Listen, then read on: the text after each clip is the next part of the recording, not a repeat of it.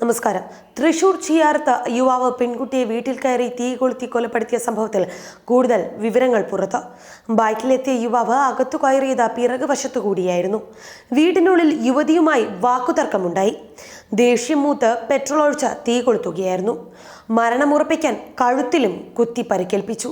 ചിയാരത്തെ കൊലപാതകം കരുതി കൂട്ടിയുള്ള കൊലപാതകം എന്ന് തന്നെയാണ് വ്യക്തമാക്കുന്നത്. പ്രണയനിഷേധം തന്നെയാണ് പ്രതികാരമായതെന്നും പോലീസ് വിലയിരുത്തി. കൊല്ലപ്പെട്ടത് അമ്മാവനൊപ്പം കഴിഞ്ഞിരുന്ന 22-കാരിയാണ്. കൊടകര ആക്സിസ് എഞ്ചിനീയറിംഗ് കോളേജ് വിദ്യാർത്ഥിനിയുടെ ജീവനാണ് ഇന്ന് പൊലിഞ്ഞത്. ചിയാരത്തെ കരയിപ്പിച്ച ക്രൂരത ഇങ്ങനെയായിരുന്നു. കൊലപാതകത്തിന് പിന്നിൽ പ്രണയം നിരസിച്ചതിന്റെ പ്രതികാരം തന്നെയാണ്. 22-കാരിയായ ചിയാരം സ്വദേശി നീതുവാണ് മരിച്ചത്. ബിടെക് വിദ്യാർത്ഥിനിയാണ്. സംഭവത്തിൽ വടക്കേക്കാട് സ്വദേശിയായ ജിതേഷ് 32-കാരനായ യുവാവിനെ നാട്ടുകാർ പിടികൂടി പോലീസിന് കൈമാറി. പ്രണയം നിരസിച്ചതാണ് കൊലയ്ക്ക് കാരണമെന്ന് നാട്ടുകാരും പറയുന്നു. കൊടകര ആക്സിസ് എഞ്ചിനീയറിംഗ് കോളേജ് വിദ്യാർത്ഥിനിയാണ് കൊല്ലപ്പെട്ട നീതു. ഇന്ന് രാവിലെ 7-നും 7:30-ക്കും ഇടയിലായിരുന്നു സംഭവം. പെൺകുട്ടിയുടെ വീട്ടിലെ ശുചിമുറിയിലാണ് മൃതദേഹം കിടന്നിരുന്നത്. നിതീഷ് വീട്ടിൽ അതിക്രമിച്ചു കടന്നതാകാനാണ് സാധ്യതയെന്ന് കരുതുന്നു.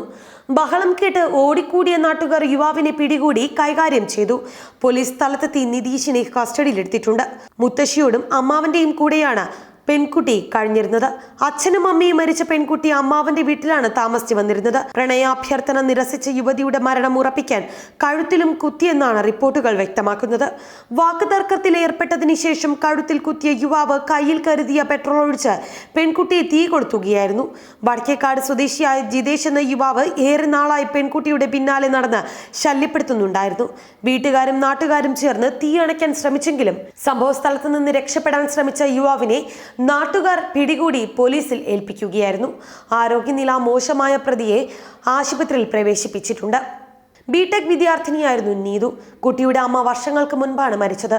നിതീഷ് വീട്ടിൽ അതിക്രമിച്ചു കടന്നതാകാനാണ് സാധ്യതയെന്ന് കരുതുന്നു. ബൈക്കിലാണ് അക്രമി എത്തിയത്. പെൺകുട്ടിയുടെ നിലവിളി കേട്ട് അയൽവാസികൾ ഓടിയെത്തുകയായിരുന്നു.